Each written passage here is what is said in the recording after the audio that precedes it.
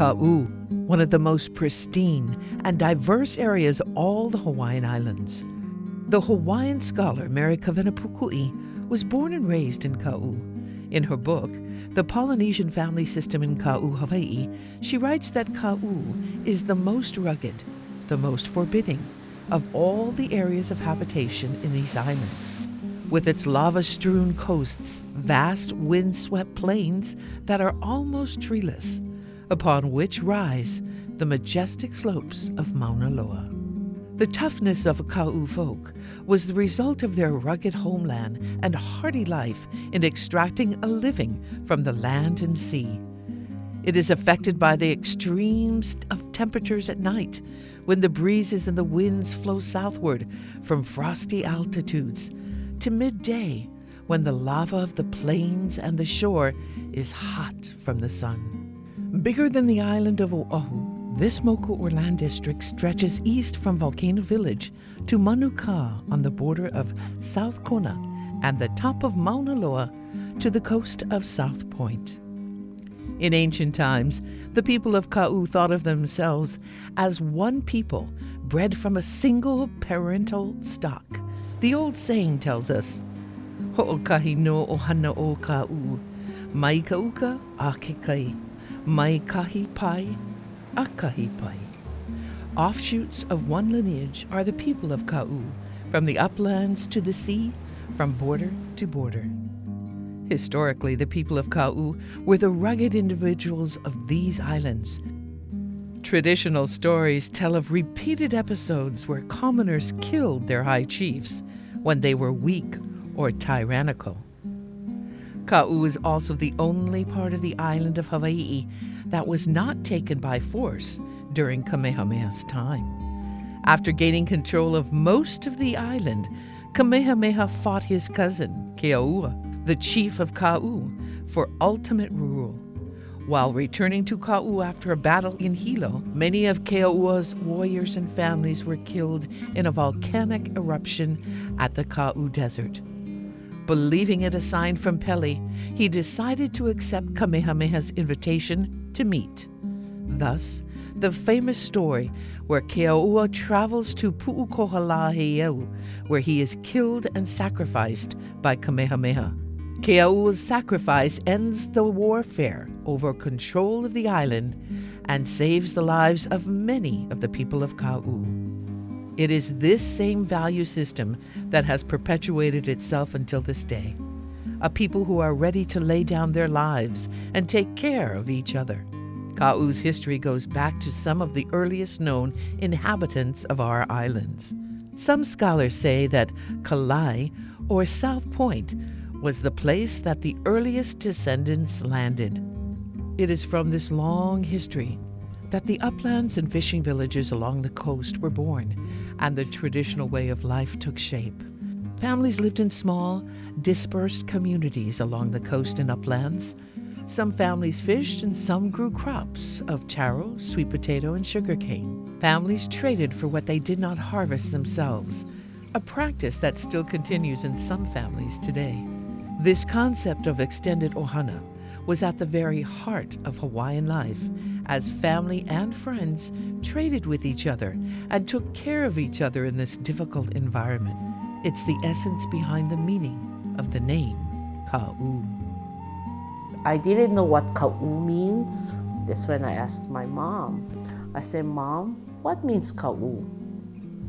And she said, you really want to know what means Kaʻū? I said, yeah, what means Kaʻū? Because everybody talk about, I hear Kaʻū, but I don't know the meaning of Kaʻū. And she said, Kaʻū means the breast. She said, the breast means when a mother have a baby, she nourishes the baby, from her breast. And nourishes means that you're gonna make sure you feed your baby well and you train them well.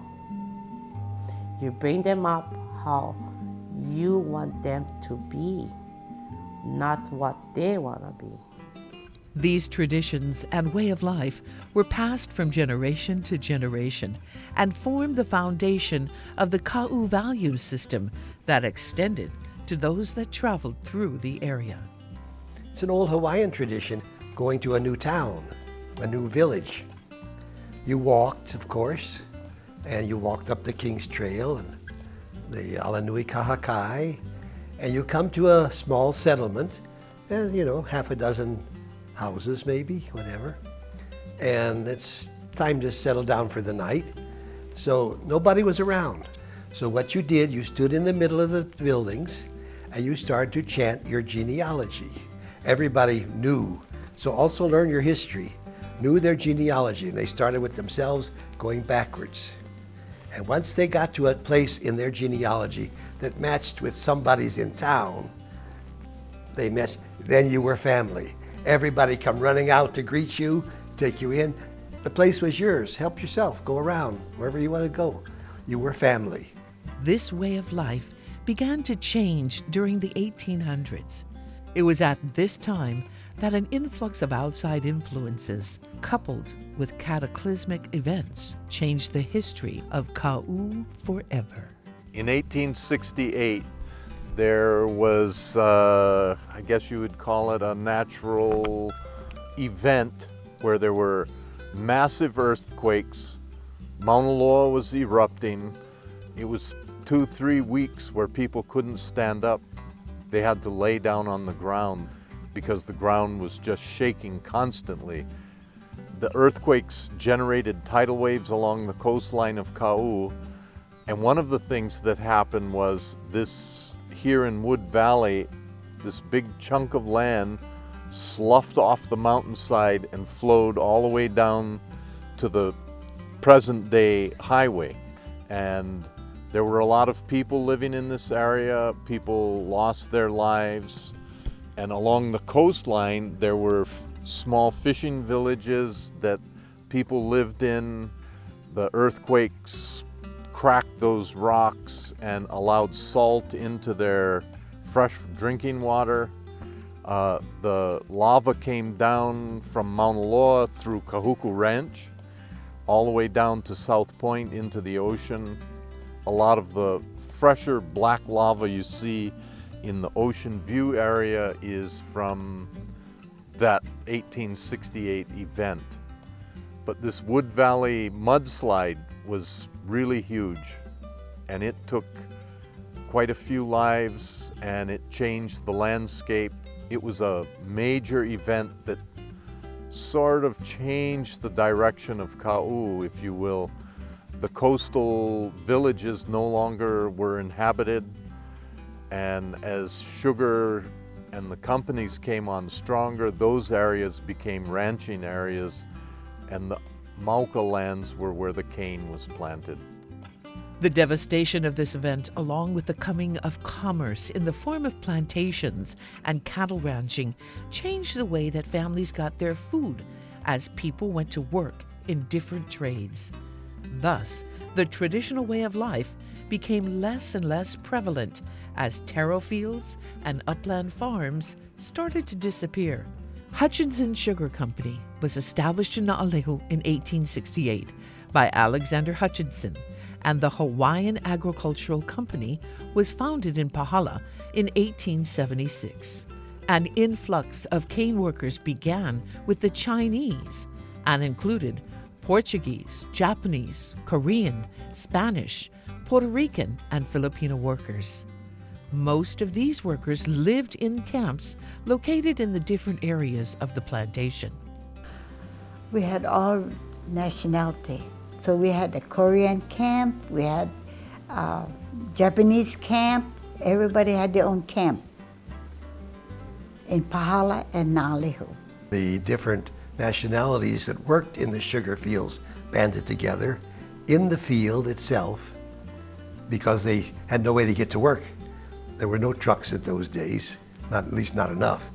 So the workers in the fields lived in the fields where they worked, because they could walk to work and back.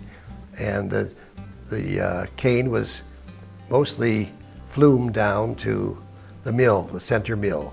The original mill was built in Naʻalehu and another built later in Pahala. The third mill was then built in Honoapo, which serviced the entire area. After milling, the sugar was transported by boat, which was first done in Punalu'u. The ship come to Kaʻū, to Punalu'u, then the rowboats would come in and pick up the bags and row it back to the ship. Sometimes they take cattle and people. Go holo holo. Eventually, the sugar company built the pier at Hono'apo, which became the hub of the sugar operation. Hutchinson Sugar Company was purchased by C. Brewer in 1910, and in 1972, they merged it with Hawaiian Agricultural Company and renamed it Kaʻū Sugar Company. For decades, the plantations were at the center of life in Kaʻū. They would ask us if we wanted to work in the cane field, and we only got 35 cents a day. And then I think the highest we got was 75 cents. Life in those days was very different from life in Kaʻū today. Wahi was the biggest town. Naleo no was in the picture. Wahi was the jail, tax office, post office, everything was done in Wahi.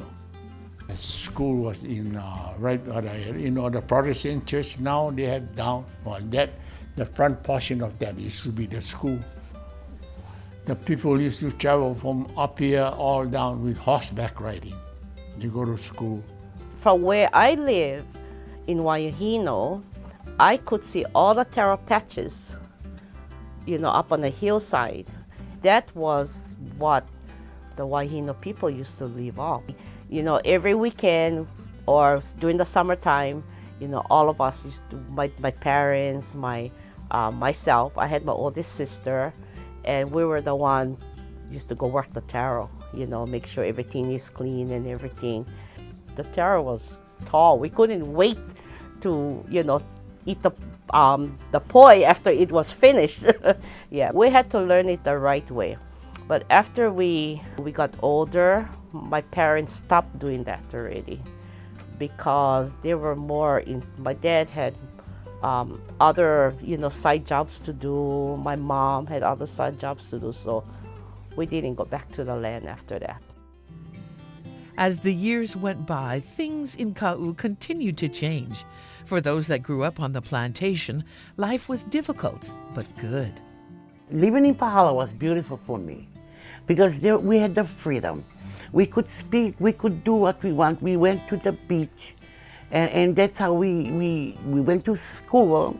And in school we met kids, and then we started to come around, yeah. The gauchos was open, everything was free. We used to hike up into the different camps, but into the reservoir area. And we would swim in the reservoir, or we would, and then we would pick like wild peaches. There was so much up there. They had squash, they had pumpkins, they had bananas. They also had watercress, which we could pick and bring home. It didn't matter if you were white, you were Portuguese, Hawaiian, Filipino, Japanese. We all played together and we shared. We grew up really not knowing sometimes that there were, these differences in races, because we'd go to neighbor's house and eat their food, and they'd come to our house and eat our food, and we'd get together and eat everybody's food and learn to speak Pidgin in everybody's language, and it was a happy place to be. The sense of community was at the heart of plantation life, and it basically stayed the same for decades. The plantations began to change when they started to haul the cane first by horse and cart, then by train, then by truck. Remnants of the train track foundation can still be seen next to the cane roads between Pahala and Na'alehu. In the 40s and 50s, the sugarcane company began moving the houses from the camps into Na'alehu and Pahala as those towns grew and workers no longer needed to live near where the cane was grown. You can see where they have brought homes from up above, and they sold those homes to the workers. For some of them, depending on how it looked like, there were like 5,000. 5,000. But my dad's, our house was 2,000. So some of the homes, if you go towards the school, and you'll see the first old house that's there is almost falling apart. And there's this little row of old homes that still stands today.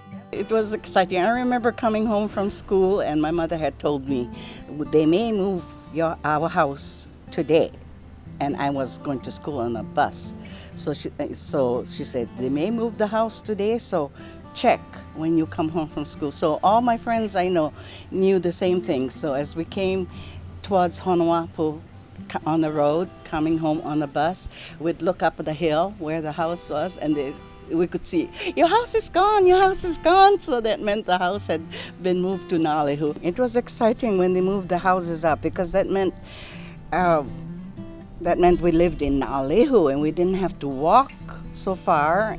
We didn't need a car to come. We would be close. We could go to our Girl Scout meetings or church or everything. I mean, like we were in town.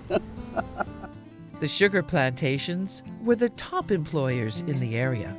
For many of the kids growing up, working on the plantation was their goal. You know, with the plantation, when there was the plantation, I remember all the kids used to say, when I grow up, I graduate, I'm not going to college, I'm going to work for the plantation. And that were their dreams, working on the plantation, cover seed, drive cane truck, that were their dreams.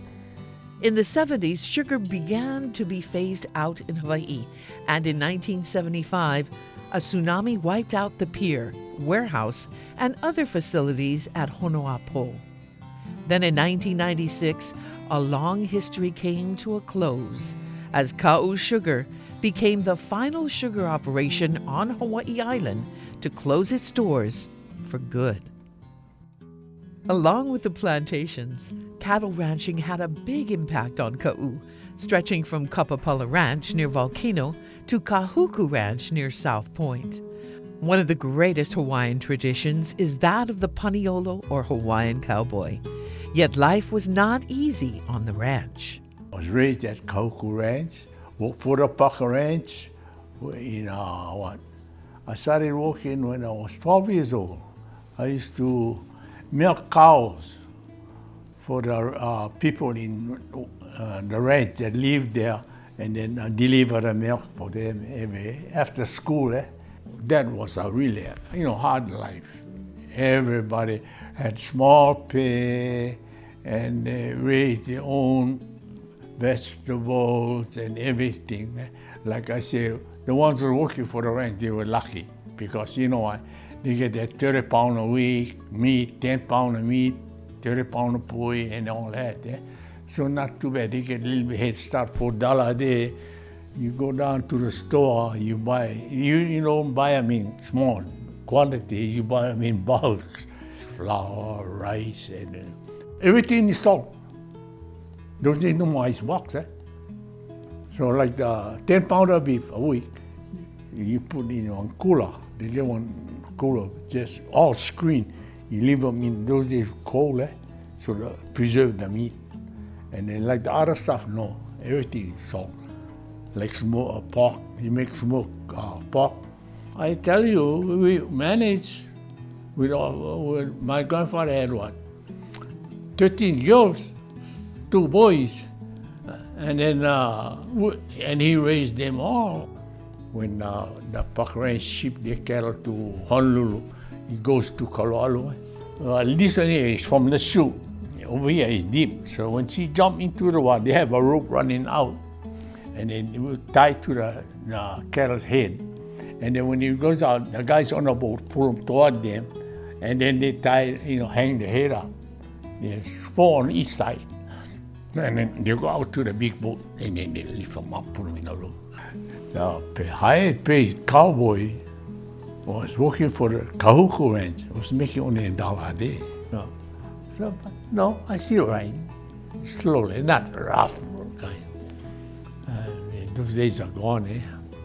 You're 80 pounds. You gotta admit to yourself, you're getting old, you cannot do that much. As Kaʻū has changed over the years, there is still one place that is the favorite of local families, Punalu'u Black Sand Beach. With a history going back as long as 2,000 years, Punalu'u has been a center of local life for centuries.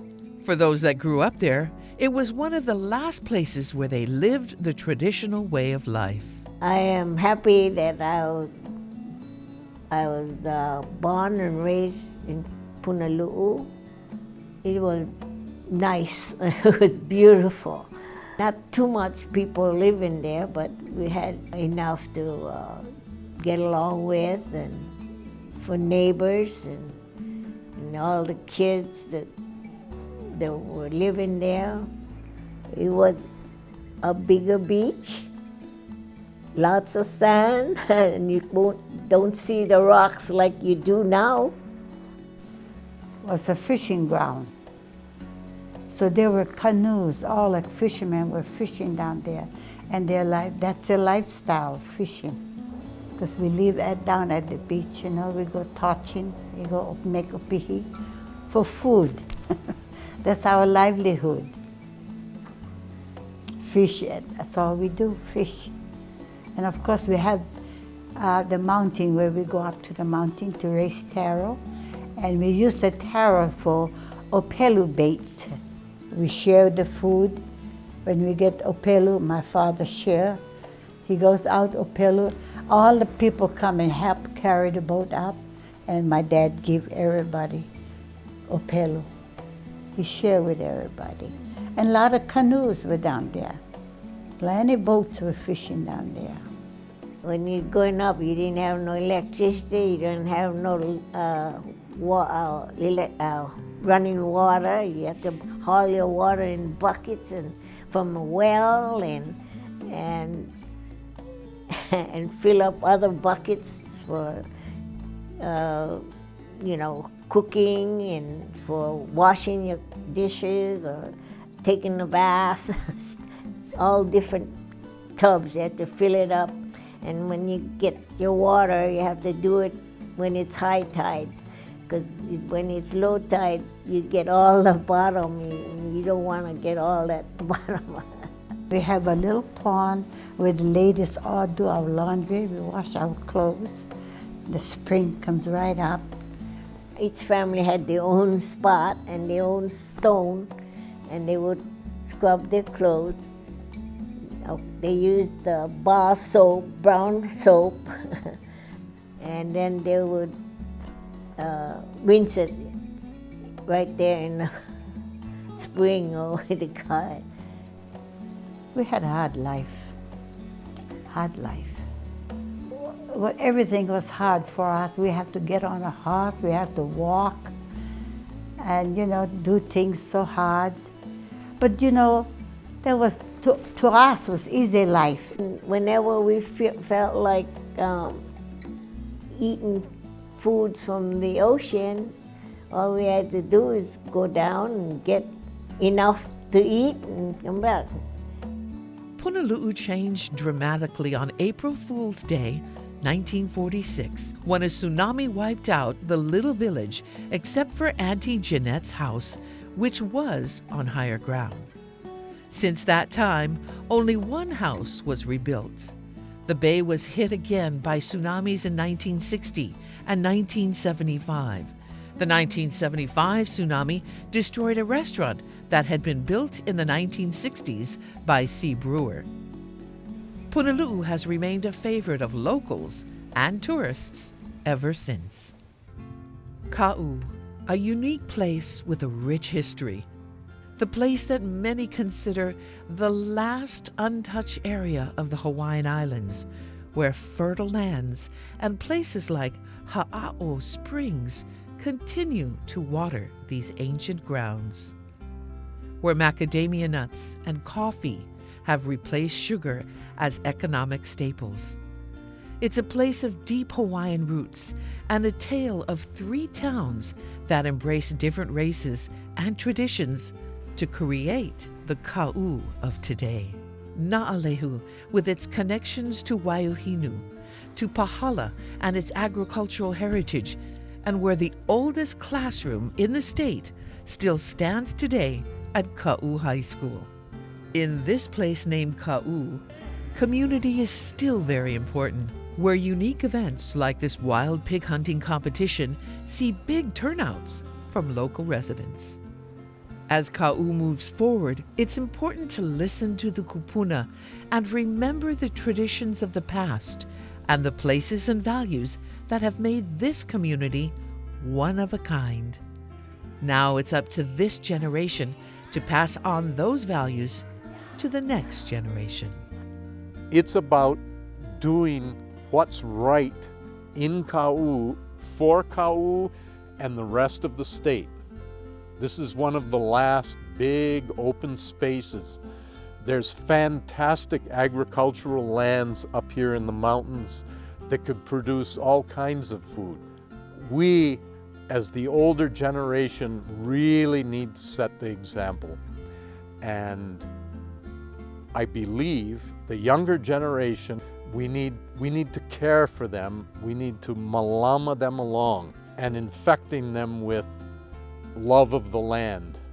We need to protect and take care of our forests up in the rain shed, the watershed where we get our water, and we need to protect the land all the way down to the coast. So our coasts, our reefs are not being inundated with runoff from poor agricultural practices and poor management of our forests.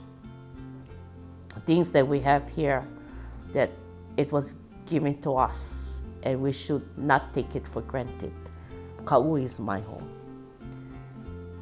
And I always, I felt like, okay, my grandparents, my parents taught me, the Hawaiian values, respect, ohana, kokua, take care of each other, aloha, love, everything what it was taught to me. I want to share it with everybody else. My children, my grandchildren, everybody who live here in Kaʻū. We should teach our grandchildren, our mopunas, our children, because they will be the one they're going to be living after us, after we are gone. And when we continue doing that, Kaʻū will always be here. But we need to take care of it. We need to take care of the land, the ocean. Because if not for that, we don't have nothing. We don't have anything, We should help out each other. Aloha is the most important thing, and it comes from the heart. That's what I was trained from. Your heart is what counts, Your mind can think of everything else, but what you feel, the one thing you feel is your aloha in your heart. And that's what we should put out to everybody.